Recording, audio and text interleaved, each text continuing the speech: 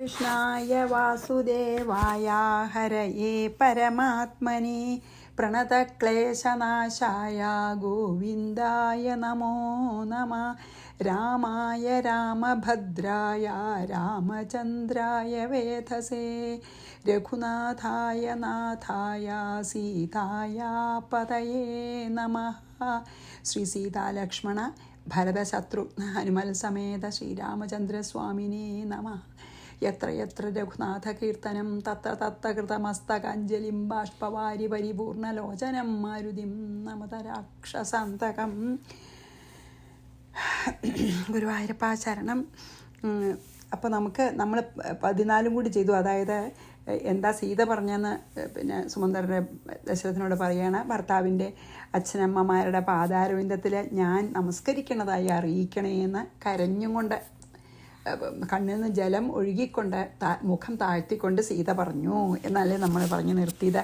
ഇനി നമുക്ക് 14ഉം 15ഉം വായിക്കാം. തതസ്തേശ്രുപരീതാക്ഷ നാവമാരുരുഹുസ്തദാ യാവത് ഗംഗാം സമുത്തീര്യ ഗദാസ്താവദഹം സ്ഥിതഃ തതോ ദുഃഖേന മഹതാ പുനരേവാഹമാഗത തതോ രുദന്തി കൗസല്യാ രാജാനമിതമബ്രവീത് തതഃ തേ അശ്രുപരീതാക്ഷാഃ. അതിനുശേഷം നിറഞ്ഞ കണ്ണുകളോട് കൂടിയവരായിട്ട് തഥാ നാവം ആരുരുഹു. അപ്പോൾ തോണിയിൽ, അങ്ങനെ പറഞ്ഞിട്ട് അവർ തോണിയിൽ പോയി. അതല്ലേ പറയാൻ പറ്റുള്ളൂ സുമന്ത്രർക്ക്.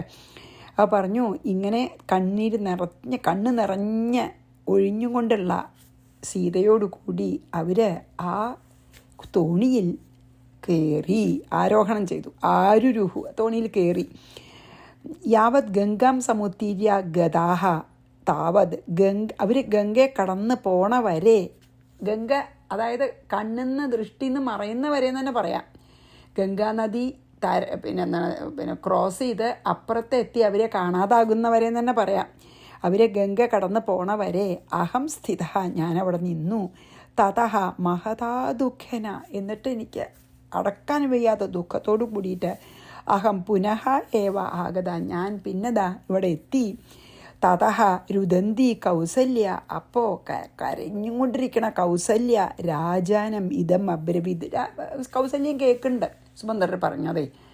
അപ്പോൾ കൗസല്യക്കും കരച്ചിൽ വന്നു. കരഞ്ഞുകൊണ്ട് കൗസല്യ ദശരഥ മഹാരാജാവിനോട് ഇപ്രകാരം പറഞ്ഞു. ഇനി കൗസല്യ ദശരഥനോട് പറയണതാണ്. അപ്പോൾ എന്താണെന്ന് ഇതിലേച്ചാൽ രാമനും സീതയും ലക്ഷ്മണന്മാരും ഒക്കെ പാവം എല്ലാവരുടെയും കണ്ണ് നിറഞ്ഞു. സീതയുടെ കണ്ണ് നിറഞ്ഞപ്പോൾ അത് കഴിഞ്ഞ് അവരെ ഗുഹൻ തോണിയിൽ കയറ്റി അപ്പുറത്തേക്ക് കൊണ്ടുപോയപ്പോൾ ഞാൻ ദൃഷ്ടിയിൽ നിന്ന് മറയണ വരെ ഞാൻ നോക്കി നിന്നിട്ട് ദുഃഖത്തോടെ ഞാൻ മടങ്ങി വന്നു എന്ന് പറഞ്ഞപ്പോൾ ഇതൊക്കെ കൗസല്യം കേൾക്കുന്നുണ്ടല്ലോ. അപ്പോൾ കൗസല്യം കരഞ്ഞും കൊണ്ട് രാജാവിനോട് ഭർത്താവിനോട് പ്രകാരം പറഞ്ഞു. അപ്പം 14ഉം 15ഉം വായിച്ച് നമുക്ക് 16 വായിക്കാം. തതസ്തേശ്രുപരീതാക്ഷ നവമാരുരുഹുസ്തദാ യാവത് ഗംഗാം സമുത്തീര്യ ഗദാസ്താവദഹം സ്ഥിതഃ തതോ ദുഃഖേന മഹതാ പുനരേവാഹമാഗത തതോ രുദന്തി കൗസല്യ രാജാനമിതമബ്രവീത്. എന്താ പറയണ കൈകേയ്യൈ പ്രിയഭാര്യായൈ പ്രസന്നോ ദത്തവാൻ വരം ത്വം രാജ്യം ദേഹി തസ്യൈവ മത്പുത്ര കിം വിവാസിത. എത്ര ശരിയായിട്ടുള്ള ചോദ്യമല്ലേ. എന്താ അറിയോ, പ്രിയഭാര്യായി കൈകേയ്യൈ, ഈ കൈകേയിയുടെ നേരെ ഏറ്റവും പ്രിയപ്പെട്ട ഭാര്യയാണ് ദശരഥൻ്റെ. കൈകേയിയുടെ നേരെ പ്രസന്നഹ വരം ദത്തവാൻ ത്വം, വളരെ പ്രസാദിച്ചിട്ട് കൈകേയിയുടെ പ്രവൃത്തിയിൽ വളരെ പ്രസാദിച്ചിട്ട് വരം കൊടുത്തുല്ലോ, അങ്ങ് സഹായിച്ചുല്ലോ യുദ്ധത്തിൽ കൈകേയി. അപ്പോൾ വളരെ പ്രീതനായിട്ടാണ് വരം കൊടുത്തത്. അത് സമ്മതിച്ചു. രാജ്യം തസ്യ ഏവ ദേഹി, രാജ്യത്തെ കൈകേയിയോട് പ്രസാദിച്ചു, കൈകേയിയോട് പ്രീതി തോന്നി. ആ രാജ്യം കൈകേയിയുടെ പുത്രന് ഭരതന് കൊടുക്കണതിൽ യാതൊരു വിരോധമില്ല, കൊടുക്കാം. നന്നായി, അത് വളരെ നന്നായി. ആ പുത്രന് തന്നെ നൽകി. അങ്ങ് മൽപുത്ര കിം വിവാസിത, എന്തിനാ അതിനെ എൻ്റെ മകനെ കാട്ടിലേക്ക് അയക്കണേ, എന്തിനാ എൻ്റെ മകനെ നാട് കടത്തണത്? കാര്യം ശരി, കൈകേയി ചെയ്ത ഒരു പ്രവൃത്തിയാൽ വളരെ പ്രീതനായി അങ്ങന്ന്. ആ പ്രീതിയുടെ അല്ലെങ്കിൽ ആ സഹായത്തിന് പ്രത്യുപകാരമായിട്ട് കൈകേയിയുടെ മകനെ യുവരാജാവാക്കി അഭിഷേകം ചെയ്യാം എന്ന് പറഞ്ഞതും എനിക്ക് മനസ്സിലാക്കാം. പക്ഷേ എൻ്റെ മകനെ നാട് കടത്തിയത് എന്തിനാ എന്ന് ചോദിക്കുകയാണ്. അല്ലേ? വളരെ ശരിയായിട്ടുള്ളതല്ലേ? കൈകേയ്യൈ പ്രിയ ഭാര്യായൈ പ്രസന്നോ ദത്തവാൻ വരം ത്വം രാജ്യം ദേഹി തസ്യൈവ മത്പുത്ര കിം വിവാസിതഃ. ഇനി 17, 18, 19 ഒന്നിച്ച്. അതായത് ഭരതൻ രാജ്യം നൽകിയാൽ എനിക്ക് യാതൊരു സങ്കടമില്ല. എൻ്റെ മകനെ കാട്ടിലേക്ക് അയക്കേണ്ടത് അങ്ങേക്ക് ആവശ്യമുണ്ടായിരുന്നു എന്നാണ് ചോദിക്കണത്. ഇനി 3 വായിക്കാം. കൃത്വാ ത്വമേവ തൽ സർവമിദാനീം കിം നുരോദിഷി കൗസല്യാവചനം ശ്രുത്വാ ക്ഷതേ സ്പൃഷ്ട ഇവാഗ്നിനാ പുനഃ ശോകാശ്രുപൂർണാക്ഷഃ കൗസല്യാമിദമബ്രവീദ് ദുഃഖേന മ്രിയമാണം മാം കിം പുനർദുഃഖയസ്യലം. ഇദാനീമേവ മേ പ്രാണാ ഉത്ക്രമിഷ്യന്തി നിശ്ചയ ശപ്തോഹം ബാല്യഭാവേന കേനചിന്മുനിനാ പുരാ. കുട്ടിക്കാലത്തൊരു കഥ. എനിക്ക് പുത്രദുഃഖം കൊണ്ട് മരിക്കണം, ശാപമുണ്ടെന്നുള്ളതൊക്കെ പറയാൻ പോവുകയാണ് കേട്ടോ. ത്വമേവ തൽ സർവം കൃത്വ. പിന്നെ അങ്ങനെയാണ് ഇതെല്ലാം ചെയ്തിട്ട്, ഇപ്പം അങ്ങാണല്ലോ ഇപ്പോൾ ഇത് ചെയ്തത്, ഈ വരം കൊടുത്തത്. അതായത് ഭരതനെ രാജാവാക്കാമെന്നും ശ്രീരാമനെ കാട്ടിലേക്ക് അയക്കാമെന്ന്. അത് കഴിഞ്ഞിട്ട് പിന്നെ അങ്ങനെ ചെയ്തു പ്രവൃത്തി ഇത്. എന്നിട്ട് ഇതാനിയും കിന്നു രോദിഷി. എന്നിട്ട് ഇപ്പം എന്തിനാ കരയണേ? അവനവൻ തന്നെ ഉണ്ടാക്കിയിട്ടുള്ളൊരു ദുഃഖാണത്. എന്നിട്ട് പിന്നെ എന്തിനാ കരയണേ? ക്ഷതേ അഗ്നിനാസ്പൃഷ്ട ഇവ. ഇതിപ്പോൾ ഏതുപോലെയാണ്? അതായത് അങ്ങനെയും കൂടി ചോദിച്ചു. പിന്നെ അതായത് കൗസല്യയ്ക്ക് ഭയങ്കര സങ്കടം കൊണ്ടുള്ള ദേഷ്യമാണ്. അപ്പം പറഞ്ഞു, അങ്ങനല്ലേ ഇപ്പം ഇതിനൊക്കെ കാരണം, വേറെ ആരും അല്ലല്ലോ വരം കൊടുത്തത്. എന്നിട്ടിപ്പോൾ അങ്ങനെ കിടന്ന് കരയണമെന്ന് പറഞ്ഞപ്പോൾ ഏതുപോലെയാണ്? വല്ലാത്ത ദുഃഖമായി ദശരഥനെ. കാരണം ക്ഷതേ അഗ്നിനാസ്പൃഷ്ട ഇവ. അതായത് ഒരു ദിക്കിലൊരു മുറി ഉണ്ടെങ്കിൽ മുറിക്കന്നെ വേദന ഉണ്ട്. ആ മുറിയുമ്പിൽ അഗ്നി ജ്വാല തട്ടിച്ചാലോ? അഗ്നി അതിൽ ആ ഒരു മുറി ഓൾറെഡി ഉണ്ട്, അതിൽ പൊള്ളിയാലോ? ആ മുറിയുമ്പോൾ തന്നെ പൊള്ളി, അല്ലെങ്കിൽ ആ മുറിയിൽ കൊള്ളി കാണിക്കുകയാണെന്ന് വെച്ചാൽ എത്ര വേദന ഉണ്ടാവും? അതുപോലെയായി. അതുപോലെ എന്നാണ്. അതാണ് ക്ഷതേ അഗ്നിന സ്പൃഷ്ട. ക്ഷത പറഞ്ഞ മുറിയായിട്ടുണ്ട്. ആ മുറിയുമ്പിൽ തീ കൊള്ളിച്ച എങ്ങനെ എന്ന പോലെ കൗസല്യാവചനം ശ്രുത്വ. കൗസല്യയുടെ വാക്കുകൾ കേട്ടിട്ട് പുനഃ ശോകാശ്രുപൂർണാക്ഷ. അല്ലെങ്കിൽ തന്നെ അത്ര ദുഃഖമുണ്ട്. ആ ദുഃഖം ഒന്നുകൂടി വർദ്ധിച്ചിട്ട് കരഞ്ഞും കൊണ്ട് ദുഃഖേന മ്രിയമാണമ്മൻ. ഞാൻ ദുഃഖത്തിൽ മരിക്കും, ഈ ദുഃഖം കൊണ്ട് ഞാൻ മരിക്കാൻ ആയിട്ടിരിക്കുകയാണ്. മേ പ്രാണാഹ ഇദാനീം ഏവ ഉൽക്രമിഷ്യന്തി നിശ്ചയ. എൻ്റെ പ്രാണൻ ഇപ്പോൾ തന്നെ ഈ ദേഹത്തിനെ വിട്ടുപോകുമെന്ന് എനിക്ക് ഉറപ്പാണ്. ബാല്യഭാവേന, ഈ അറിവില്ലാത്ത പ്രവൃത്തി കൊണ്ട് കേനചിത് മുനിന, ഒരു മുനിയാൽ പുരാ അഹം ശപ്തഃ, എനിക്ക് പണ്ടൊരു ശാപം കിട്ടിയിരുന്നു. കുട്ടിക്കാലത്ത് ഞാൻ അറിയാതെ ചെയ്ത ഒരു അപരാധത്തിന് ഒരു മുനി എന്നെ ശപിക്കുകയുണ്ടായി. ആ ശാപം ഇന്ന് സഫലീകരിക്കപ്പെടുകയാണ്. അതുകൊണ്ടാണ് എനിക്ക് ഇങ്ങനെ മരിക്കേണ്ടി വന്നതെന്ന് പറയുകയാണ്. അതായത് ഇത് പറഞ്ഞുവല്ലോ, അങ്ങിപ്പോൾ എന്തിനാ അങ്ങനെ കരയണം, അവനും തന്നെ ചെയ്തതല്ലേ എന്ന് പറഞ്ഞപ്പോൾ ശരിക്കും പറയാച്ചാൽ അത്ര ദുഃഖമായി. കാരണം ഓൾറെഡി പാവം സ്വയം ശിക്ഷിച്ചും കൊണ്ടിരിക്കുകയാണല്ലോ ദശരഥനെ. അവനവനെ തന്നെ ശിക്ഷിച്ചും കൊണ്ടിരിക്കുകയാണ് ശരിക്ക്. അപ്പോൾ ഇതിപ്പോൾ കേട്ടപ്പോൾ ഒന്നുകൂടി ദുഃഖമായി. അതും വളരെ ശരിയാണല്ലോ. അപ്പോൾ പിന്നെ എന്താണ്, വല്ലാതെ കരഞ്ഞും കൊണ്ട് പിന്നെ പറയുകയാണ്, ഞാനിപ്പോൾ തന്നെ എൻ്റെ പ്രാണൻ ഈ ദേഹത്തിന് വിട്ടു പോകും. ഞാൻ ഇതുകൊണ്ട് ഈ ദുഃഖം കൊണ്ട് തന്നെ ഞാൻ മരിക്കും. അതിന് കാരണമുണ്ട്. എനിക്ക് കുട്ടിക്കാലത്ത് ഞാൻ ചെയ്ത ഒരു അപരാധത്തിന് എന്നെ ഒരു മുനി ശപിക്കുകയുണ്ടായി. അതാണ് എന്ന് പറയുകയാണ്. ഇനി നമുക്ക് ഈ 3 വായിച്ച് 20 ഒരു ശ്ലോകം തന്നെയാണ്. കൃത്വാ ത്വമേവ തൽ സർവമിദാനീം കിന്നു രോദിഷി. അത് കൗസല്യാവചനം ശ്രുത്വാ ക്ഷതേ സ്പൃഷ്ട ഇവാഗ്നിന. അഗ്നി ക്ഷതത്തിൽ കൊണ്ട പോലെ. പുനഃ ശോകാശ്രുപൂർണാക്ഷ. പാവം കരഞ്ഞിട്ടേ കൗസല്യാം ഇദം അബ്രവീദ് ദുഃഖേന മ്രിയമാണം മാം. ഈ ദുഃഖം കൊണ്ട് ഞാൻ മരിക്കും. കിം പുനർദുഃഖയസ്യലം.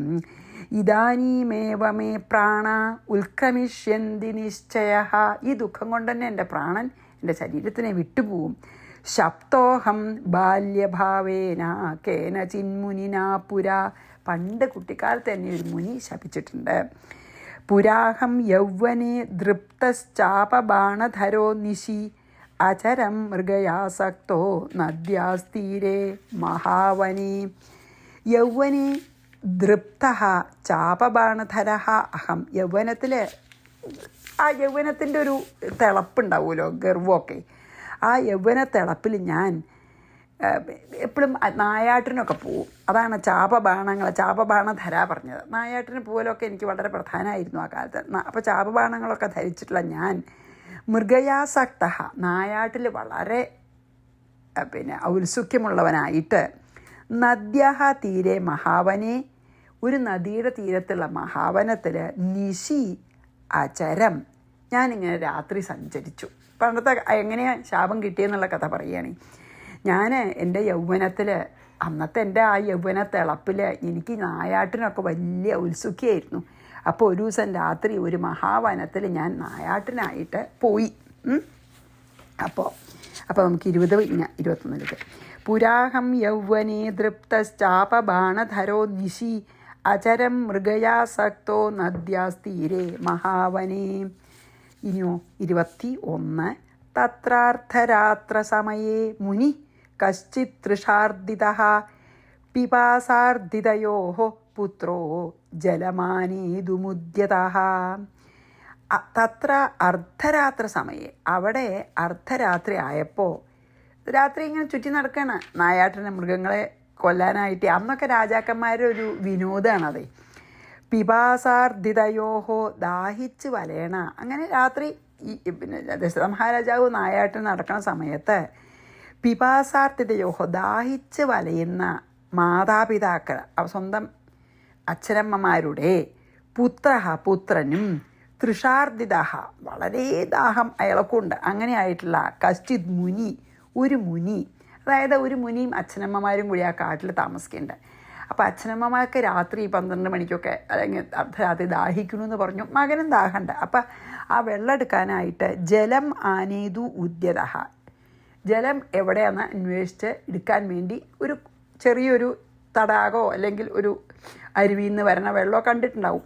അപ്പോൾ ജലം എടുക്കാൻ വേണ്ടിയിട്ട് ചെറിയൊരു സ്ഥലത്ത് അത് കളക്ട് ചെയ്ത് നിൽക്കണം. ആ വെള്ളം എടുക്കാൻ വേണ്ടിയിട്ട് അദ്ദേഹം പോയി. ആ മകനായിട്ടുള്ള മുനി അച്ഛനമ്മമാരെ ദാഹം തീർക്കാനായിട്ട് രാത്രി സമയത്ത് ദാഹിക്കണു പറഞ്ഞപ്പോൾ എവിടെ ജലം എന്ന് അന്വേഷിച്ച് ജലം കണ്ടെത്തി ആ ജലം എടുക്കാൻ പോയി, അല്ലെങ്കിൽ അതിനു വേണ്ടി ഭാവിച്ചു. തത്ര അർദ്ധരാത്രസമയേ മുനി കശ്ചിത് തൃഷാർദിതഃ പിപാസാർദിതയോഃ പുത്രോ ജലമാനേതുമുദ്യതഃ. അതിന് പുറപ്പെട്ടു എന്ന് ഉദ്യമിച്ചു. ഗജ പിബതി പാനീയമിതി മത്വാ മഹാനിശി ബാണം ധനുഷി സന്ധായ ശബ്ദവേധിനമക്ഷിപം. എന്താ ഉണ്ടായി വെച്ചാൽ വളരെ ആക്സിഡൻറ്റിലാണ് വിധി. കാരണം ഈ കുടത്തിൽ വെള്ളം ഇങ്ങനെ മുക്കണ സമയത്ത് ആന തുമ്പിക്കൈയിൽ വെള്ളം മുക്കുമ്പോൾ ഉള്ള ശബ്ദമെന്നും വിചാരിച്ചിട്ട് എന്താ ദശരഥൻ ചെയ്തതെന്ന് പറയുകയാണ്. മഹാനിശി, ഈ അതികഠിനായിട്ടുള്ള രാത്രിയിലെ കൂരിട്ടാണ്. ഗജഹ പാനീയം പിബതി ഇതി, ആന വെള്ളം കുടിക്കുകയാണെന്ന് മത്വ വിചാരിച്ചിട്ട് ധനുഷി ശബ്ദവേധിനം ബാണം സന്ധായ. എവിടുന്നാണ് ശബ്ദം വരണ വെച്ചാൽ അങ്ങനെയുള്ളൊരു ബാണാണത്. ശബ്ദം കേട്ടിട്ട് അയച്ചാൽ ആ ശബ്ദം കേട്ടോടത്ത് എത്തും, കാണണ്ട. അങ്ങനെയുള്ള പല പവർഫുള്ളായിട്ടുള്ള ശക്തമായിട്ടുള്ള ബാണങ്ങളൊക്കെ ഉണ്ടല്ലോ അന്നൊക്കെ. അപ്പോൾ ഇതെങ്ങനെയാ വെച്ചാൽ ശബ്ദം കേട്ട ദിക്കിലേക്ക് പോവും ഈ ബാണം. അപ്പോൾ ആ ശബ്ദം കേട്ട ദിക്കിനെ ലക്ഷ്യം വെച്ചിട്ട്, അത് അറിയും വേണം, ശബ്ദം കേട്ട നല്ല വില്ലാളിയാണ് ദശരഥനെ. പറഞ്ഞില്ലേ, നമ്മൾ ആദ്യം തന്നെ പറഞ്ഞല്ലോ, 10 രഥത്തിൽ ഒരേ സമയത്ത് 10 ദിക്കിലേക്ക്, അതുകൊണ്ടാണ് 10 ദിക്കിലേക്ക് യുദ്ധം ചെയ്യാനൊക്കെ ഉള്ള അത്ര വില്ലാളി വീരനാണ്. അപ്പോൾ ശബ്ദം കേട്ട സ്ഥലത്തേക്ക് ലക്ഷ്യം വെച്ചാൽ അവിടെ തന്നെ ചെന്ന് വീഴും ദശരഥൻ്റെ ബാണം. അപ്പോൾ അത് കാരണം എന്ത് ചെയ്തു വെച്ചാൽ ആ ശബ്ദമല്ലേ കേട്ടുള്ളൂ, കാണണമൊന്നുമില്ല. അപ്പോൾ ശബ്ദം കേട്ട ദിക്കിനെ ലക്ഷ്യമാക്കിയിട്ട് ഞാണ് തൊടുത്ത് ശരം വലിച്ചു വിട്ടു എന്നർത്ഥം. അതാണ് ശബ്ദവേദിന ധനുഷി സന്ധായ, ഞാൻ വലിച്ചു കെട്ടി ശബ്ദവേദിനം അക്ഷിപം വലിച്ചു വിട്ടു ഏത് ശരം. അതാണ് ഇപ്പം അതൊരു വല്ലാത്തൊരു പിന്നെ ഒരു വിധിനെ പറയാനുള്ളൂ. കാരണം വേണച്ച് ചെയ്തതല്ല ദശരഥൻ. ആ ആ മുനിപുത്രൻ അല്ലെങ്കിൽ ആ വയസ്സായ പിന്നെ മാതാപിതാക്കളുടെ മകനായിട്ടുള്ള ആ മുനി ചെറുപ്പക്കാരനായിട്ടുള്ള മുനി അച്ഛനമ്മമാർക്ക് ആ മകൻ മാത്രമേ ഉള്ളൂ. ഇനും അദ്ദേഹം അച്ഛനമ്മമാർ ദാഹിക്കണു പറഞ്ഞപ്പോൾ കുടവും കൊണ്ട് വന്ന് വെള്ളം മുക്കണം കേട്ടപ്പോൾ ആ വെള്ളം കുടത്തിൽ പ്രവേശിക്കുന്ന ശബ്ദം ആന തുമ്പിക്കൈ കൊണ്ട് വെള്ളം എടുക്കുമ്പോൾ ഉള്ള ശബ്ദമാണെന്ന് തെറ്റിദ്ധരിച്ചിട്ടാണ് ദശരഥൻ ശബ്ദം കേട്ട ദിക്കിനെ ലക്ഷ്യം വെച്ച് ബാണം അയച്ചതേ. അതയച്ചു. ഗജ പിബതി പാനീയമിതി മത്വാ മഹാനിശി ബാണം ധനുഷി സന്ധായ ശബ്ദവേധിനമക്ഷിപം. അപ്പോഴോ ഇങ്ങനെ 4 ശ്ലോകം ഒന്നിച്ചാണ് കേട്ടോ. അപ്പോൾ ഹാ ഹതോസ്മീതി തത്രാഭൂച്ഛബ്ദോ മാനുഷസൂചകഃ കസ്യാപി ന കൃതോ ദോഷഃ കസ്യാപി ന കൃതോ ദോഷോ മയാ കേന ഹതോ വിധേ പ്രതീക്ഷത്തെ മാം മാതാ ച പിതാ ച ജലകാംക്ഷയാ തച്ഛ്രുത്വാ ഭയസന്ത്രസ്തസ്തതോഹം പൗരുഷം വചഃ ശനൈർഗത്വാഥ തൽപാർശ്വം സ്വാമിൻ ദശരഥോസ്മ്യഹം അജാനതാ മയാ വിദ്ധസ്ത്രാതുമർഹസി മാം മുനേ ഇത്യുക്ത്വാ പാദയോസ്തസ്യാ പതിതോ ഗദ്ഗദാക്ഷര തദാ മാമാഹസ മുനിർ മാഭൈഷീർനൃപസത്തമാ. പാവം ദശരഥന് വളരെ വിഷമായി. ഹതഹ അസ്മി ഇതി, അയ്യോ എന്നെ ആരോ ശരം അയച്ചു ഞാൻ കൊല്ലപ്പെട്ടവനായില്ലെന്ന് പറഞ്ഞു. അതായത് ഞാൻ മരിക്കാറായി. ആ മുനികുമാരൻ്റെ നേരെ മേൽ ചെന്ന് വീണു അത്. അപ്പോൾ ആ അസ്ത്രം കൊണ്ട് അയാൾക്ക് മരിക്കാറായപ്പോൾ ഉറക്ക കരഞ്ഞു. അയ്യോ എന്നെ ആരോ കൊന്നു, ശരം അയച്ചിട്ട് കൊല്ലപ്പെട്ടു. അസ്മി ഹതഹ അസ്മി, ഞാൻ കൊല്ലപ്പെട്ടുലോന്ന്. മാനുഷസൂചക ശബ്ദ, അത് മനുഷ്യ ശബ്ദമാണ്. ഈ ബാണം ദശരഥനയുടെ ലക്ഷ്യം വെച്ച് അയച്ച് അതവിടെ എത്തി ഉടനെ ഇതാ ഞാൻ കൊല്ലപ്പെട്ടു എന്ന് പറഞ്ഞു മനുഷ്യ ശബ്ദം കരയണു. മാനുഷസൂചക ശബ്ദ തത്ര അഭൂത്, അവിടെ നിന്ന് ഉണ്ടായിന്ന്. ആ ലക്ഷ്യസ്ഥാനത്ത് നിന്ന് ഒരു മനുഷ്യക്കുട്ടി കരയണത് ഉണ്ടായി. കസ്യ അഭി മയാ ദോഷ ന കൃത, ഞാൻ അങ്ങനെ ദോഷം വിചാരിച്ച ഞാൻ ആർക്കും ശരിക്കും ദോഷം ചെയ്തില്ല. ഞാനൊരു ആനയാണെന്ന് വിചാരിച്ച അമ്പ ചെയ്തതാണ്. ആർക്കും ഇതുവരെ ഞാൻ അങ്ങനെ എന്നാൽ ദോഷം ചെയ്യപ്പെട്ടിട്ടില്ല. വിധേ ഈശ്വര ഭഗവാനെ കേന, അല്ലെങ്കിൽ വിധേ എന്ന് പറഞ്ഞാൽ ദൈവമേന്ന്. കേന അഹം ഹതഹ മാതാച പിതാച്ച, ആരാൽ ഞാൻ ഹനിക്കപ്പെട്ടു, അതാണ് പറയുന്നത്. അഹം ഹത, ആരാൽ ഞാൻ. അപ്പം ആ മുനികുമാരൻ വേദനയിലേ എന്ത് പറഞ്ഞു, ആരാ എൻ്റെ മേലേക്ക് ശരം അയച്ച് എന്നെ കൊല്ലണം ഇപ്പോൾ. മാതാച്ച പിതാച്ച, മാതാവും പിതാവും എൻ്റെ അച്ഛനും അമ്മയും ജലകാംക്ഷയ, ദാഹിച്ചിട്ട് വെള്ളം ആഗ്രഹിച്ചുകൊണ്ട് മാം പ്രതീക്ഷത എന്നെ കാത്തിരിക്കുന്നു. തതഹ തത് പൗരുഷം വചഃ ശ്രുത്വ, അപ്പോൾ ആ ഒരു കുട്ടിയുടെ വാക്ക്, ഒരു മുനികുമാരൻ്റെ വാക്ക് കേട്ടിട്ട് അഹം ഭയസന്ത്രസ്ത, ഞാൻ ഭയം കൊണ്ട് വിറച്ചു. കാരണം ഞാൻ ഒട്ടും ഉദ്ദേശിച്ചതല്ല ഒരാളുടെ മേലാണെന്ന് അത് വീഴണമെന്നേ. തത് പാർശ്വം ശനൈഹി ഗത്വ, ഞാൻ അപ്പം ശബ്ദം കേട്ടതിലേക്ക് വേഗം പോയി. അവിടെ അവൻ്റെ അടുത്ത് എത്തിയിട്ട് സ്വാമിൻ അഹം ദശരഥം അസ്മി, ഹേ മുനികുമാര, അല്ലെങ്കിൽ സ്വാമിൻ തന്നെ വിളിച്ചു, ഞാൻ ദശരഥ മഹാരാജാവാണ്. അജാനതാമയാ വിദ്ധ, ഞാൻ അറിയാണ്ടാണ് ഈ അസ്ത്രം അയച്ചത്. മുനേഹേ മാം ത്രാതും അർഹസി, എന്നെ രക്ഷിക്കണേ, ശപിക്കരുതെന്ന് പറയാണ്. അറിയാണ്ടല്ലേ, വേണച്ചിട്ടല്ലോ. ഇത് ഗദ്ഗദാക്ഷര ഉക്ത്വ, ഗദ്ഗദത്തോടുകൂടി പറഞ്ഞിട്ട് അസ്യ പാദയോഹോ പതിത, ആ മുനികുമാരൻ്റെ പാദങ്ങളിൽ പതിച്ചു വീണു. അതായത് മാപ്പ് ചോദിച്ചു. നൃപസത്തമ, ഹേ രാജശ്രേഷ്ഠ, മാ ഭൈഷി, അങ്ങന്ന് പേടിക്കണ്ട എന്ന്. തഥാ സഹ മുനി മാം ആഹ, ആ മുനി ദേഷ്യപ്പെട്ടൊന്നുമില്ല, പേടിക്കണ്ട ഭഗവാനെ എന്ന് പറഞ്ഞു. അതായത് എന്താണ് ഉണ്ടായത് വെച്ചാൽ, ഇത് നേരെ ചെന്നാൽ ആ മുനികുമാരൻ്റെ മേലാണല്ലോ പതിച്ചത്. നല്ല ഉന്നൊന്നും പിഴക്കില്ല ദശരഥ മഹാരാജാവിൻ്റെ. അപ്പോൾ അയ്യോ എന്നെ ആരോ വധിച്ചുല്ലോ, ഞാൻ ആർക്കൊരു ദോഷവും ചെയ്തിട്ടില്ലല്ലോ എന്ന് ആ കുട്ടിയാണ് പറഞ്ഞത് കേട്ടോ. ദശരഥനല്ല, ഞാൻ ഇതുവരെ ആർക്കും ദോഷം ചെയ്തിട്ടില്ല എന്ന് പറഞ്ഞതേ. ആ കുട്ടി പറഞ്ഞു, അയ്യോ ഞാൻ ആരെ ഉപദ്രവിച്ചിട്ടില്ല, ആരപ്പം എന്നെ ഇങ്ങനെ ഇത് ഈ രാത്രി കൊന്നത്? ഈശ്വര, ദാഹിച്ചിരിക്കണ മാതാപിതാക്കൾ എന്നെ കാത്തിരിക്കുന്നുണ്ടല്ലോ എന്ന് ഉറക്കെ പറഞ്ഞു. ഞാൻ ആർക്കും ഒരു ദോഷം ചെയ്തിട്ടില്ല. ആരാ എന്നെ അർദ്ധരാത്രി ശരം കൊണ്ട് കൊല്ലാൻ ഭാവിക്കണത് അല്ലെങ്കിൽ കൊല്ലാൻ ശ്രമിക്കണത്? അയ്യോ, ഞാൻ എൻ്റെ ദാഹിച്ചിരിക്കണ അച്ഛനമ്മമാർക്ക് വെള്ളം കൊണ്ട് കൊടുക്കാൻ വന്നതല്ലേ, അവരെന്നെ കാത്തിരിക്കണമല്ലോ എന്ന് പറഞ്ഞു. അത് കേട്ടപ്പം ദശരഥന് വിഷമായി. കാരണം ഒട്ടും വേണിച്ചിട്ടല്ലല്ലോ. അപ്പോൾ വേഗം ആ ശബ്ദം കേട്ടോടത്ത് എത്തിയിട്ട് ദശരഥൻ പറയും, ഞാൻ അറിയാതെ പറ്റിയൊരു അബദ്ധമാണ്. അത് അങ്ങയുടെ മേലെ, ഞാൻ ആനയെന്ന് വിചാരിച്ച് അയച്ചത് അങ്ങയുടെ മേലെ തറച്ചതാണ്. അതുകൊണ്ട് എന്നെ അനുഗ്രഹിക്കണം, രക്ഷിക്കണമെന്ന് ദുഃഖം കൊണ്ട് പറഞ്ഞപ്പോൾ ആ മുനികുമാരൻ ഒട്ടും ദേഷ്യപ്പെട്ട് പറഞ്ഞു, സാരമില്ല, ഭയപ്പെടണ്ട, പിന്നെ അങ്ങൊന്നും ഒട്ടും ഭയപ്പെടണ്ട എന്ന് പറഞ്ഞു. അത് അങ്ങനെ പറഞ്ഞുള്ളൂ കേട്ടോ, ഒന്നും ഭയപ്പെടണ്ട എന്ന് പറഞ്ഞു. എന്നിട്ടോ ഇനി നമുക്ക് ആ 4 വായിച്ച് ഒന്നും കൂടി ചെയ്യാൻ പറ്റുമെന്ന് ഞാൻ നോക്കാം. ഒന്നും കൂടി ചെയ്യാം എന്തായാലും. ഹതോസ്മീതി തത്രാഭൂച്ഛബ്ദോ മാനുഷസൂചക കസ്യാപി ന കൃതോ ദോഷോ. ഞാൻ ഒരു തെറ്റും ചെയ്തിട്ടില്ലെന്ന്. മയാ കേന ഹതോ വിധേ. എന്താ എനിക്കിങ്ങനെ ഒരു വിധി? ഞാൻ ഒരു തെറ്റും ചെയ്യാതെ എന്നെ ഇങ്ങനെ ഒരു ശരത്താൽ ഞാൻ മരണപ്പെടേണ്ട ഒരു വിധി വന്നൂല്ലോ എന്ന്. പ്രതീക്ഷതേ, അല്ലെ എൻ്റെ മാതാപിതാക്കളെ പ്രതീക്ഷിച്ചിരിക്കുക വെള്ളം എന്ന് പറയണം. പ്രതീക്ഷതേ മാം മാതാച പിതാച ജലകാംക്ഷയാ തശ്രുത്വ. അത് കേട്ടപ്പോൾ ഭയസന്ത്രസ്തതോഹം പൗരുഷം വച. ഞാൻ ഭയചകിതനായിട്ട് പറഞ്ഞു.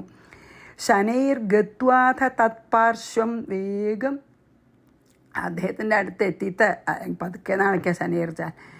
സ്വാമിൻ ദശരഥോസ്മ്യഹം. ഞാൻ ദശരഥനാണ്. അജാനതാമയാ വിദ്ധസ്ത്രാതുമർഹസി മാം മുനി. ഞാൻ അറിയാണ്ട് അയച്ചതാണ്, അതുകൊണ്ട് ഞാൻ അങ്ങയുടെ കൃപ അർഹിക്കുന്നു. ഇത്യുക്ത്വാ പാദയോസ്തസ്യ. പറഞ്ഞത് മാത്രമല്ല, നമസ്കരിച്ചു. പതിതോ ഗദ്ഗദാക്ഷര. ദുഃഖത്തോടുകൂടി അദ്ദേഹത്തിൻ്റെ കാലക്കൽ നമസ്കരിച്ചപ്പോൾ തഥാ മാമാഹ. ആ മുനികുമാരൻ എന്നോട് പറഞ്ഞു, സഹ മുനിർമാഭൈഷീർ നൃപസത്തമാ മയാ സാ മുനി തഥാ മാമാഹ. എന്നോട് പറഞ്ഞു ആ മുനി. എന്താ പറഞ്ഞ? മാ ഭൈഷീർ നൃപസത്തമാഹ. എന്താ പറഞ്ഞ? അങ്ങ് രാജശ്രേഷ്ഠ മാ ഭൈഷി, ഭയപ്പെടണ്ട എന്ന് ആ മുനികുമാരൻ പറഞ്ഞു. ഇനി 27.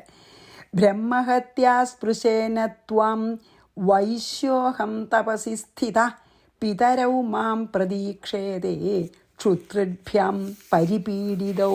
എന്നിട്ട് പറഞ്ഞു, ബ്രഹ്മഹത്യ ത്വാം ന സ്പൃശേത്. അങ്ങക്ക് ബ്രഹ്മഹത്യാ പാപം, അതായത് ബ്രാഹ്മണകുമാരനാണല്ലോ, എന്നെ ബ്രാഹ്മണനായിട്ടുള്ള എന്നെ വധിച്ച പാപം അങ്ങക്ക് ഉണ്ടാവില്ല. അഹം തപസി സ്ഥിത വൈശ്യ. ഞാൻ വൈശ്യനാണ്. അപ്പോൾ സാധാരണ മുനികുമാരന്മാരൊക്കെ ബ്രാഹ്മണന്മാരാവും. അപ്പോൾ ബ്രഹ്മഹത്യ വലിയ പാപമാണ്. ബ്രാഹ്മണഹത്യ അതായത് ബ്രഹ്മജ്ഞാനികളുടെ ഹത്യ. ജ്ഞാനികളെ എങ്ങനെ കൊല്ലണത് ഏറ്റവും വലിയ പാപമായിട്ടാണ് പറയുക. നമ്മൾ പല ദിക്കിലത് വരും. ബ്രഹ്മഹത്യാ പാപം എന്തുകൊണ്ട് മാറ്റാൻ പറ്റില്ല എന്നൊക്കെ പറയും. അത്ര വിഷമാണ്. അപ്പോൾ പറയും, അങ്ങക്ക് ബ്രഹ്മഹത്യാ പാപം ഉണ്ടാവില്ല, കാരണം ഞാനൊരു വൈശ്യനാണ്.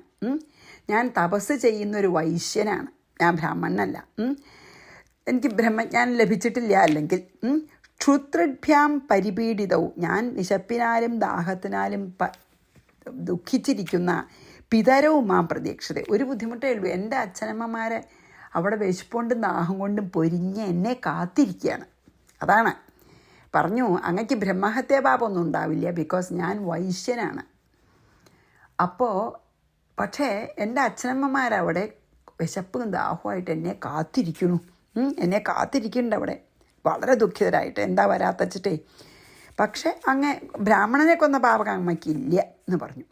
ബ്രഹ്മഹത്യാസ്പൃശേന ത്വം വൈശ്യോഹം തപസി സ്ഥിത പിതരൗ മാം പ്രതീക്ഷേതേ ക്ഷുത്രിഭ്യം പരിപീഡിത. അപ്പം നമുക്ക് ഈ 27 കഴിഞ്ഞ് നമുക്കിവിടെ നിർത്താം. ഇനി ഈ കഥ തന്നെ, അതായത് പിന്നെ എന്താണ്, ബാണം പറിച്ചെടുത്തിട്ട് പിന്നെ ഈ മൃതദേഹം കൊണ്ടെന്നാണ് എൻ്റെ ഓർമ്മ കേട്ടോ. അതെ, പിന്നെ അച്ഛനെയും അമ്മയും അച്ഛൻ്റെ അടുത്ത് അമ്മയ്ക്ക് പൂവും വെള്ളവും കൊണ്ട് പൂവും ദശരഥൻ, അങ്ങനെയൊക്കെയാണല്ലോ. അത് നമുക്ക് അടുത്ത ദിവസം ചെയ്യാം. അപ്പം ഞാൻ ഈ 27 വായിച്ച് നമുക്കിവിടെ നിർത്താം. ഓക്കെ, ബ്രഹ്മഹത്യാസ്പൃശ അത് വായിച്ചു അല്ലേ. അപ്പം നമുക്ക് ഇന്നിവിടെ നിർത്താം. ശ്രീകൃഷ്ണാർപ്പണമസ്തു. സർവത്ര ഗോവിന്ദനാമ സങ്കീർത്തനം. ഗോവിന്ദ ഗോവിന്ദ. ശ്രീ സീതാലക്ഷ്മണ ഭരതശത്രുഘ്ന ഹനുമൽ സമേത ശ്രീരാമചന്ദ്രസ്വാമിനേ നമ. അപ്പം നമുക്ക് ഇവിടെ ഒരു കാര്യം ഞാൻ പിന്നെ ഓർമ്മ വന്നത് പറയാതെ, അതായത് വിധി അതാണെങ്കിൽ നമുക്കപ്പോൾ ബുദ്ധി അനുസരിച്ച് പ്രവർത്തിക്കില്ലേ. അല്ലെങ്കിൽ ഇങ്ങനൊരു പുത്രദുഃഖത്താൽ മരിക്കണം എന്നൊരു വിധി ആർക്കുണ്ട്? പ്രാരബ്ധകർമ്മവശാൽ ദശരഥ മഹാരാജാവിനുണ്ട്. അതുകൊണ്ടാണ് ബുദ്ധി ആ ശബ്ദം കേട്ടപ്പോൾ ആ അർദ്ധരാത്രി പോയി ആ ബാണം അയക്കാൻ തോന്നിയതേ അല്ലേ. അപ്പോൾ വിധി അനുസരിച്ച് ബുദ്ധി പ്രവർത്തിക്കും എന്നുള്ളത് വളരെ ശരിയാണെന്ന് തോന്നും ഇവിടെ ഇത് വായിക്കുമ്പോൾ. ഏതായാലും തൽക്കാലം നിർത്താം. ശ്രീകൃഷ്ണാർപ്പണമസ്തു. സർവത്ര ഗോവിന്ദനാമ സങ്കീർത്തനം. ഗോവിന്ദ ഗോവിന്ദ. ഗുരുവായൂരപ്പ ശരണം. ശ്രീ സീതാലക്ഷ്മണ ഭരതശത്രുഘ്ന ഹനുമൽ സമേത ശ്രീരാമചന്ദ്രസ്വാമിനേ നമ.